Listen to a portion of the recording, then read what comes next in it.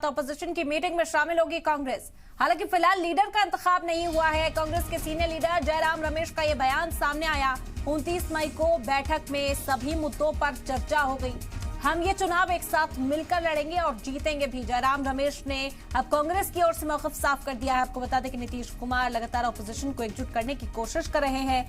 नीतीश कुमार ने इस मीटिंग को बुलाया था और सभी को इसके लिए दावत दी गई थी।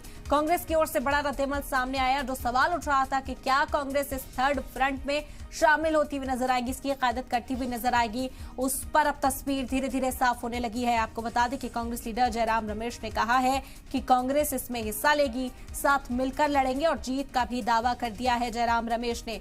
ऑपोजिशन की मीटिंग में शामिल होगी Congress. We will attend the meeting in Patna on the 12th. Who will attend has to be decided. I'm sure the Congress president and other leaders will decide. But we will attend the meeting on the 12th. We will attend the meeting in Patna on the 12th. Who will attend has to be decided. I'm sure the Congress president and other leaders will decide. But we will attend the meeting on the 12th. We will attend the तो जयराम रमेश को आपने सुना, साफ तौर पर उन्होंने कहा है कि मीटिंग अटेंड करने के लिए जाएंगे। कांग्रेस की ओर से हालांकि चयन अभी नहीं हुआ है, इंतखाब अभी नहीं हुआ है कि कौन वहां पर जाएगा। सैयद मुबश्शिर जुड़ गए इस वक्त, उनसे मजीद जानकारी हासिल करते हैं। सैयद मुबश्शिर, कांग्रेस की ओर से मौक़िफ़ साफ कर दिया गया है कि इस मीटिंग में हिस्सा लेने के लिए पहुंचेंगे, यानी जो थर्ड फ्रंट बन रहा है कांग्रेस की हिस्सेदारी भागीदारी कहे कि इसमें नजर आएगी।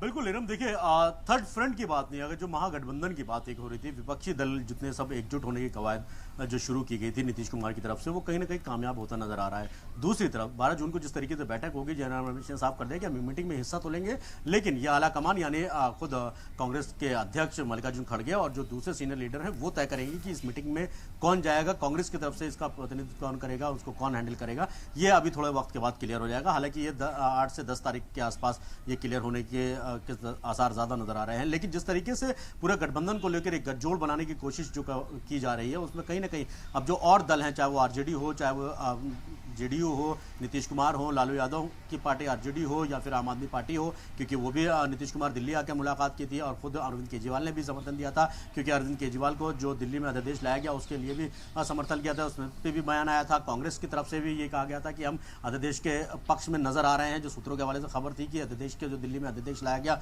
उसके जो खिलाफ, जो अगर राज्यसभा में जाता है तो उसके खिलाफ वोटिंग होगी, वो इस तरीके की चीज नहीं। तो ये सब एक कवायद जो शुरू हो रही थी, महागठबंधन बनाने की तैयारी जो हो रही थी, जो ये कहा जा रहा था कि जितने भी विपक्षी दल हैं 2024 के चुनाव एक साथ आकर अगर एक प्लेटफॉर्म पर लड़ते हैं तो कहीं ना कहीं मोदी सरकार को बैकफुट पर लाने में मजबूर करेंगे, और यही कोशिश जारी है। तो अभी जिस तरीके से कांग्रेस ने अपना रुख तो साफ कर दिया कि इस पूरी मीटिंग में कांग्रेस हिस्सा जरूर लेगी, लेकिन कौन उसका सरबराह कौन होगा, किसके सरबराह वो मीटिंग होगी, वो फिलहाल अभी तय नहीं है। 10 से 12 तारीख से पहले तकरीबन 8 से 10 तारीख तक ये तय हो जाएगा कि कांग्रेस की तरफ से कौन है जो पटना जाएंगे और इस मीटिंग को अटेंड करेंगे फिलहाल।